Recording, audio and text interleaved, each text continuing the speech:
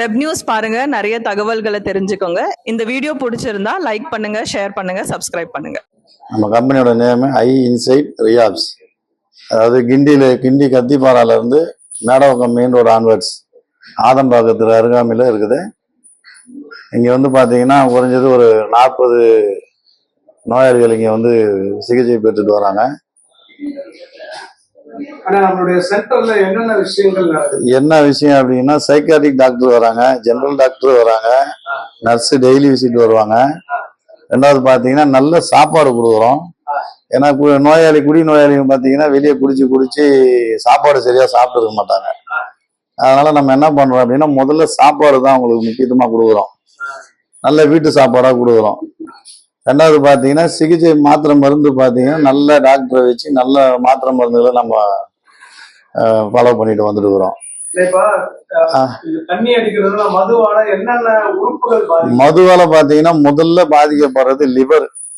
ஏன்னா இப்போ ஒரு மனிதனோட உடம்புல இருந்து பாத்தீங்கன்னா மூளையோ, அதாவது கிட்னியா இருக்கட்டும், இல்ல இருதயமா இருக்கட்டும், இல்ல வேற எந்த உறுப்புகளா இருந்தாலும் அதை வந்து மாற்று சிகிச்சை நம்ம பண்ணிக்கலாம்.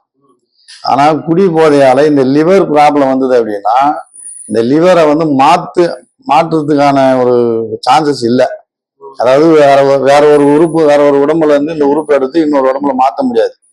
அதே இந்த கிட்னியா இருக்கட்டும், இன்னொருத்தர் உடம்புல இருந்து மாற்றுறதுக்கு வாய்ப்பு உண்டு, பணம் இருந்தா மாத்திக்கலாம். அதே மாதிரி இதயம் அப்படின்றது, இதயம் வந்து நம்ம அறுவை சிகிச்சை பண்ணி மாத்திக்கலாம். ஆனா இதுக்கான பாதிப்பு வரக்கூடாதுன்றத நம்ம இந்த லிவருக்கான மாத்திரை மருந்து கொடுக்குறோம். ரெண்டாவது ஆளுங்களை வந்து நல்ல சாப்பாடு போட்டு நம்ம முதல்ல உடல்ல ஆரோக்கியத்தை நம்ம கொடுக்குறோம். அதுக்கு அடுத்து மாத்திரை மருந்துகளை நம்ம கொடுக்குறோம். தயாராகிட்டு உங்களுக்கு தேவையான கிளாஸஸ் எடுக்கிறோம். முதல்ல பாத்தீங்கன்னா உங்களுக்கு என்ன தேவைப்படுது அப்படின்னா கிளாஸ் எடுக்கிறோம். அதாவது மூளைச்சலவை சேரும். இப்படி குடிக்கூடாது, குடும்பங்கள் இருக்கு, உங்களுக்கு பிள்ளைக்குட்டி இருக்கு, மனைவிமார்கள் இருக்காங்க, தாய் தந்தை இருக்காங்க அப்படின்ட்டு நம்ம இவங்களுக்கான கிளாஸஸ் நம்ம பண்றோம். ஃபர்ஸ்ட் ஆஃப் ஆல் சொல்ல போனா சாப்பாடுக்கு வந்து இங்க சாப்பாடுக்கு குறை கிடையாது. சாப்பாடுக்கு எந்த ஒரு குறையும் கிடையாது. சாப்பாடு நிறைய சாப்பிட்றாங்க. எல்லாரும் மெயினாக வந்து எங்கள் பாதுகாக்கிறத வந்து நல்லா ரெஸ்பெக்டாக தான் பார்க்குறாங்க. யாரையும் அவங்க இவன்னா பேசுறது, ஒரு தமாஷ்க்கு பேசுறது அது வேற. சார் இருக்காரு, மிஸ்டர் வினோத் இருக்காரு, மேடம் இருக்காங்க. இவங்க 3 பேரும் பார்த்துக்கிறதுல வந்து ஒன்றும் இல்லை. சாப்பாட்டுக்கு எந்த ஒரு குறையும் இல்லை. இது யாருக்காகவும் சொல்லல, மனசாட்சியாக சொல்கிறாங்க. இல்லை இங்கே இருக்கவங்க எல்லாரும், இங்கே இருக்கவங்க எல்லாம் நல்ல அண்ணன் தம்பி மாதிரி தான் பழகிறாங்க. யாரும் வந்து எந்த இதுவும் கிடையாது. சும்மா எப்பயாச்சும் புக்குன்னா அது ஜஸ்ட் செகண்ட் தான் இருக்கும். அதுக்கப்புறம் அது சால்வ் ஆகிடுது. அண்ட் ஃபர்தராக பார்க்க போனால் கேம்ஸு, கேரம் எப்பவுமே ஒன்று இருக்கும். செஸ்ஸு, அது up to 9:30 night. Lunch time, breakfast, dinner தவிர மீதி நைட்டு 9:30 வரைக்கும் கேம்ஸ் போயினே இருக்கும். கவுன்சிலிங் முக்கியம். அதாவது அதாவது குடிக்கு அடிமையாவது பாத்தீங்கன்னா 10 வருஷம், 20 வருஷம், 30 வருஷம் மேல தொடர்ந்து குடிக்கிறாங்க. ஒரு கட்டத்துக்கு மேல அவங்க உடல் அந்த மூளை வலிமை தாங்க முடியாம என்ன பண்றாங்கன்னா, சைக்காட்ரிக் ரீதியா வீட்டுல இருக்கிற பொருளை எடுத்துட்டு போயிட்டு விற்க ஆரம்பிக்கிறாங்க. ரெண்டாவது பாத்தீங்கன்னா மனைவிமாரை போட்டு அடிக்கிறது, தாய் தந்தைய போட்டு அடிக்கிறது, ஊசி போடுறது, போதை ஊசி போடுறது, போதை மாத்திரை போடுறது. இதனால என்ன ஆகி போகுதுன்னா, அவன் அறியாமையே அவன் மென்டல் ஆகி குடும்பத்தை போட்டு நாசம் பண்ணி அவங்கள குடைச்சல் கொடுக்கறது, அதாவது குடும்பப்படுத்துறது. இது ஒரு கட்டத்துக்கு மேல போய் பெற்றவங்களோ இல்ல மனைவிமார்களோ அவங்க அந்த பொறுமையை தாங்க முடியாம இந்த போதை மறுவாழ்வு மையத்துல அட்மிட் பண்றாங்க. ஸோ அதுக்காக தான் நம்ம என்ன பண்றோம் அப்படின்னா, முதல்ல சாப்பாடு, ரெண்டாவது கவுன்சிலிங், மூளைச்சலவை, அதுக்கப்புறமே தான் மாத்திரை மருந்து செயல்படும். மாத்திரை மருந்து முதல்ல முக்கியத்துவமா நம்ம கொடுக்க முடியாது. அதாவது எல்லா ரியாப் அப்படின்னா மறுவாழ்வு மையத்துல பாத்தீங்கன்னா 3 மாசம் மினிமம் சொல்லுவாங்க. ஆனா 3 மாசத்துல இவங்க திருந்தறதுக்கு, நோயாளிகள் திருந்ததுக்கான வாய்ப்பு 100% கிடையாது. அதனால இவங்க என்ன பண்ணணும் அப்படின்னா, குறைஞ்சது 1 வருஷமாவது இவங்க இருந்தாதான் நம்ம மாத்திரை மருந்துக்கு அப்பாற்பட்டு அவங்களுக்கு தேவையான மூளைச்சலவைக்கு நம்ம பயன்படுத்தப்படும் போது நாட்கள் அதிகமா தேவைப்படுது. இப்போ 3 மாசத்துல மிஞ்சி போனா ஒரு 15 கவுன்சிலிங் அட்டன் பண்ணுவான். அது அவனுக்கு பத்தாது. நம்ம இது 3 மாசம் தானே, வெளியே போயிடலாம், நம்ம குடிச்சிக்கலாம் மறுபடியும் அப்படின்னு சொல்லுவாங்க. அவங்களோட மூளை அது வேலை செய்ய வைக்கும் அவங்கள. அதனால என்னோட பேரண்ட்ஸ் கிட்ட நான் என்ன சொல்றேன், நான் பெற்றவங்ககிட்ட என்ன சொல்லுவேன் அப்படின்னா, 1 வருஷம் என்கிட்ட கொடுத்தீங்க, 1 வருஷம் அவனை வந்து ஒரு குழந்தை எப்படி ஒரு தாய் பெத்தெடுக்கிறாளோ அது போல என்கிட்ட வந்து இந்த உங்க பையனா இருக்கட்டும், அண்ணனா இருக்கட்டும், இல்ல புருஷன்மாரா இருக்கட்டும், யாரா இருந்தாலும் ஒரு வருஷம் என்கிட்ட அட்மிட் பண்ணுங்க. அவங்கள முழுமையா திருத்தி கொடுக்க வேண்டியது என்னோட பொறுப்பு. ரெண்டாவது, அப்படி ஒரு வருஷமா இருந்தவங்க எல்லாமே நானே அவன் திருந்திட்டான் அப்படின்னா எங்களுக்கு தெரியும் இவங்க திருந்துறாங்களா இல்லையானது நமக்கு சைக்காலஜி தெரியும்.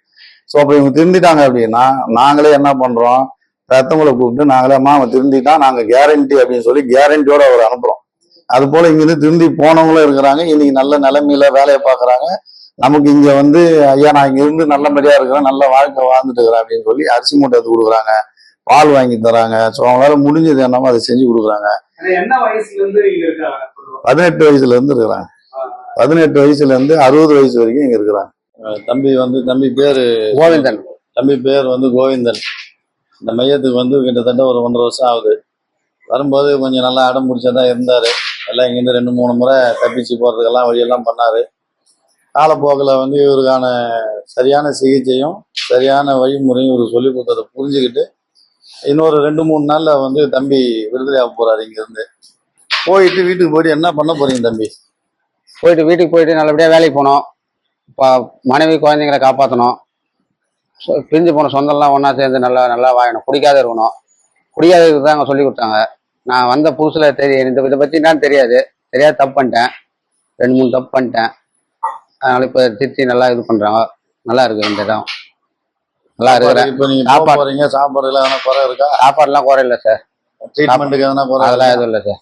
கிளாஸ் நல்லா நடக்குது, நல்லா சாப்பிட்றோம், நல்லா தூக்கம், நல்லா விளையாடுறோம். எல்லா சண்டை கூட இங்கே நல்லா இருக்கு.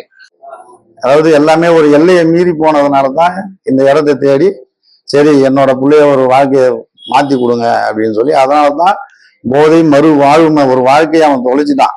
அவன் குடி போதையால என்ன பண்றான்னா, இல்ல போதை ஊசியால என்ன பண்ணான்னா அவனோட வாழ்க்கையை அவன் இழந்துடுறான். அந்த வாழ்க்கையை திருப்பி கொடுக்கறது தான் நம்மளுடைய வேலை. அதனால தான் போதை மறுவாழ்வு மையம் அதுக்கான லைசன்ஸ்ல இருந்து எல்லாமே பண்ணி நம்ம இந்த வேலையை செஞ்சுட்டு இருக்கிறோம்.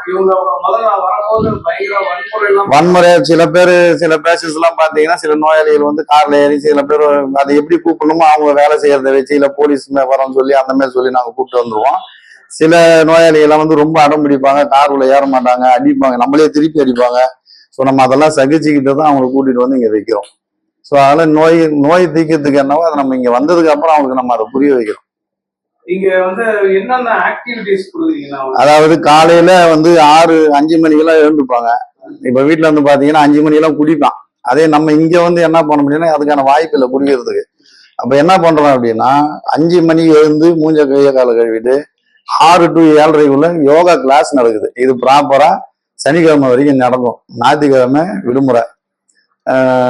8:30 மணில இருந்து 9 மணி வரைக்கும் இல்ல காலையில டிஃபன் இது வந்துடும், கஞ்சி வரும், கூழ் வரும், பொங்கல் வரும். ஸோ இது வந்து நம்ம ஆரோக்கியமா இதுதான் நம்ம ஆர்கானிக்கா தான் நம்ம கொடுக்குறோம். ரெண்டாவது பாத்தீங்கன்னா மீதி 10 மணிலேருந்து 11 மணி வரைக்கும் இங்க கிளாஸஸ் நடக்குது. அவங்களுக்கான அறிவுரைகள் சொல்றது, அவங்களுக்கான புத்திமதி சொல்றது, குடி போதையால என்னென்ன நீங்க இழக்குறீங்க, எந்தெந்த உடல் பாகங்கள் போகுது, வாழ்க்கையை நீங்க எப்படியெல்லாம் இழந்துட்டு இருக்கீங்க, உங்க வாழ்க்கையை வீணாக்கிட்டு இருக்கீங்கிறது நம்ம ஒரு மணி நேரம் கிளாஸ் எடுக்கிறோம். இது தொடர்ந்து தினமும் இது நடக்கும். அதுக்கப்புறம் பாத்தீங்கன்னா செஸ் இருக்கு, கேரம் போர்டு இருக்கு, இந்த தாய்பாஸ் இருக்கு, டிவி இருக்கு. இது எல்லாமே இவங்க பயன்படுத்திக்கலாம். உள்ள ஒருத்தருக்கு செல்போனும் முக்கியத்துவமா அளவுடே கிடையாது. முதல் எதிரியே செல்போனு தான் உள்ள. அதே போல குண்டு ஊசி, பிளேடு, ஃபினாயிலு, ப்ளீச்சிங் பவுடர் எதுவுமே உள்ள நாங்க வைக்கிறது இல்லை, வைக்க மாட்டோம். எந்த சென்டர்லயுமே அந்த மாதிரி வைக்க மாட்டாங்க. ஏன்னா இவனுங்க மனநிலை பாதிக்கப்படுறது அந்த குடி இல்லாதனால என்ன பண்ணுவாங்கன்னா இங்கிருந்து வெளியே போறதுக்காக என்ன வேணாலும் செய்வானுங்க. என்ன செய்வானுங்க அப்படின்னா பின்னால குடிச்சிட்டு வெளியே ஹாஸ்பிட்டலுக்கு கூட்டு போனா அங்கிருந்து தப்பிச்சு போயிடலான்னு பார்ப்பான். பிளேடு இருந்தா அவனே கீறிக்கிட்டு ரத்தம் வருது ஹாஸ்பிட்டலுக்கு கூட்டு போங்கன்ட்டு அங்கிருந்து தப்பிச்சு போக பார்ப்பான். ஸோ இதுக்கான வாய்ப்பு எதுவுமே இங்க இல்லை. எங்க சென்டர்ல இந்த மையத்துல வந்து இதுக்கான வாய்ப்புகள் எதுவுமே கிடையாது. நீங்க நடத்துறது வந்து கமர்ஷியல் வியாபாரம் இல்லாம இதை வந்து நம்ம வந்து ஒரு வியாபாரமாக பார்க்க முடியாது. ஏன்னா இந்த போதை மறுவாழ்வு மையம் பாத்தீங்கன்னா நம்ம இந்த பில்டிங் வந்து வாடகைக்கு தான் தருவோம்.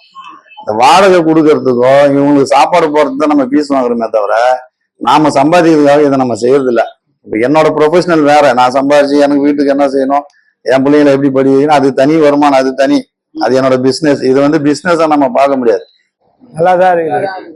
கிளாஸ் நடக்குது. காலையில் 1 hour கிளாஸு, மதியானம் பிரேக்ஃபாஸ்ட்டு முடிச்சுட்டு ரெஸ்ட்டு, ஈவினிங் ஆனால் என்டர்டைன்மெண்ட் கேம்ஸு, ஈவினிங் ஆனால் ஷேரிங்னு ஒரு கிளாஸு, உங்க குடியால டேமேஜ் எல்லாமே பண்ணிட்டு வாக்கிங் இருக்கு. Night dinner breakfast. நல்லா பார்த்துக்கிறாங்க. ட்ரீட்மெண்ட்டும் சூப்பராக இருக்குது. ஃப்ரீயாக விடுறாங்க. சாரும் சூப்பராக பார்த்துப்பாரு. அன்பாக தான் இருப்பார். ஜாலியாக இருப்பார் எங்க கூடயும். நாங்கள் இது வரைக்கும் இங்கே எந்த பிரச்சனையும் இல்லை. நாங்கள் நல்லா தான் இருக்கிறோம். நாங்கள் திருந்தணும்னு பார்க்குறோம். சார் அதுக்கான ட்ரீட்மெண்ட்டும் எங்களுக்கு கொடுக்குறாரு. ப்ரீத்திங் எல்லாமே கரெக்டாக தான் போகும் எங்களுக்கு. இது மூலியமா ஒழுக்கம் எல்லாமே 1 hour கிளாஸ்ல மெயினா ஒழுக்கம், கட்டுப்பாடு, சுத்தம். இப்போ வெளியே இருந்தா நாங்க இந்த மாதிரி இவ்வளவு சுத்தமா இருந்திருக்க மாட்டோம். இங்க வந்து இப்படிதான் இருக்கணும் சார் சொல்லி தந்து இப்போ ஒரு அலுவல கரெக்டா இருக்கும். நான் வெளியே குடிச்சிட்டு ரொம்ப வீட்டில் டார்ச்சர் பண்ணிருப்பேன், கை காலெல்லாம் அறுத்துன்னு. இப்போ இங்கே வந்து சார் மூலியமா கொஞ்சம் நல்லா இருக்கிறேன். நல்லா பார்த்துக்கிறாரு என்ன. அவங்க பையன் மாதிரி நல்லா பார்த்துக்கிறாங்க. நல்லா சாப்பாடு நல்லா இருக்கிறேன். காலையில் 5 மணிக்கு ஏஞ்சிப்போம். சாமி பாட்டு காலையில் போடுவாங்க, கேட்போம், சாப்பிடுவோம், யோகா பண்ணுவோம். காலையில் 7 மணிக்கு யோகா பண்ணுவோம். இது வந்து ஒரு சேவையா தான் நம்ம பார்க்க முடியுமே தவிர இதுல இருந்து நம்ம பணம் சம்பாதிக்கணும், இந்த பணத்தை எடுத்து நம்ம வீடு கட்டணும், இந்த பணத்தை எடுத்து நம்ம பிள்ளைங்களை பார்க்கணும்னா அது முடியாத ஒரு காரியம். அதுக்கான 100% வாய்ப்பு கிடையாது. அது இப்போ இங்க பொறுத்த வரையில சில பேருக்கு வந்து ரொம்ப படிச்சவங்க வருவாங்க, சில பேர் படிக்காதவங்க வருவாங்க. எப்படி அவங்க ட்ரீட்மெண்ட்? கண்டிப்பா இருக்கிறாங்க. அதாவது படிக்காம சும்மா 8வது 5வது இல்ல சுத்தமா படிக்காத நோயாளிகளும் இருக்கிறாங்க. ஒரு ஆவின் பால் டெபுட்டி கமிஷனர் அவர் இங்க இருக்கிறாரு. ஒரு போலீஸுடைய ஏட்டு இங்க இருக்கிறாரு. ஒரு மிலிட்ரி ரிட்டையர்மேன் இருக்கிறாரு. ஸோ அட்வொகேட் இருக்கிறாங்க, ஆடிட்டர் இருக்காங்க, படிச்சவங்களும் இருக்கிறாங்க, படிக்காதவங்களும் இருக்காங்க. ஸோ படிச்சவங்களுக்கும் அதே நம்ம ட்ரீட்மெண்ட் தான், படிக்காதவங்களுக்கும் அந்த ட்ரீட்மெண்ட் தான். படிச்சவன் புரிஞ்சுப்பான், படிக்காதவனுக்கு எக்ஸ்ட்ரா 4 மாசம் ஆகும். இதுதான் நடைமுறை. சென்னை மட்டும் பாக்குறீங்களா இல்ல எல்லா ஊர்ல இருந்து வருவாங்க. அதாவது கூகுள்ல வந்து பாத்தீங்கன்னா வெளியே அவுட் ஸ்டேட்ல இருந்து வருவாங்க. அதே மாதிரி ரெஃபர்ல வருவாங்க. அதாவது இன்னொருத்தர் சொல்லி என் புள்ள நல்லா இருக்கிறான் அதனால நீங்க சொல்லி கொடுங்க, சொந்தக்காரங்க சொல்லி அனுப்புவாங்க. ஸோ அந்த மாதிரி வெளி மாநிலம் வந்து வராங்க, வெளி ஊர்ல இருந்து வராங்க, கும்பகோணத்துல இருந்து இருக்கிறாங்க, திருப்பதில இருந்து இருக்கிறாங்க. ஸோ எல்லா ஊர்ல இருந்தும் இங்க வர்றதுக்கான வாய்ப்புகள் உண்டு. யாரு வந்தாலும் அவங்களை திருத்தி அனுப்புறதுதான் என்னோட நோக்கமே தவிர ஏனோ தானோ எதுக்கோ கடமைக்கு நம்ம இந்த தொழிலை வந்து நம்ம செய்யல. இது முதல்ல தொழிலே கிடையாது. இது இப்ப நம்ம சென்டருக்கு வருவதற்கு ஏதாவது ஒரு சிறப்பு காரணம்னா எதை சொல்லலாம்? நல்லா பாத்துக்கிறாங்க, நல்லா கவனிக்கிறாங்க, திருத்தி அனுப்புறாங்க. அதுதான் மெயின் காரணம். என்னன்னா நல்ல சாப்பாடு. ஏன் அப்படின்னா நம்ம இங்க என்ன நடத்துறோமோ இது நம்ம பெத்தவங்களுக்கு நம்ம போன்ல வந்து வாட்ஸ்அப் குரூப் வச்சிருக்கிறோம். ஸோ இங்க கிளாஸ் எடுத்தாலும் சரி, இல்ல பாடம் நடத்தினாலும் சரி, இல்ல சாப்பாடு போட்டாலும் சரி, இவங்க வாக்கிங் போறதா இருக்கட்டும், யோகா கிளாஸ் நடக்குது, நம்ம அப்பப்போ பெத்தவங்களுக்கு குரூப்ல அப்டேட் பண்ணிட்டே இருக்கிறோம். அதை பார்த்துட்டு அவங்களும் சந்தோஷமா ஐயா நீங்க நல்லா பண்றீங்க அப்படின்னு சொல்லி அவங்க ஒவ்வொருத்தரும் நமக்கு தேவையானது அவங்களால முடிஞ்சது 1 மூட்டை அரிசியோ இல்ல 2 மூட்டை அரிசியோ 4 மூட்டை அது மாதிரி கொடுக்குறாங்க. நம்ம எல்லாமே நோயாளிகளுக்கு நம்ம பயன்படுத்திக்கிறோம். வெப் நியூஸ் பாருங்க, நிறைய தகவல்களை தெரிஞ்சுக்கோங்க. இந்த வீடியோ பிடிச்சிருந்தா லைக் பண்ணுங்க, ஷேர் பண்ணுங்க, சப்ஸ்கிரைப் பண்ணுங்க.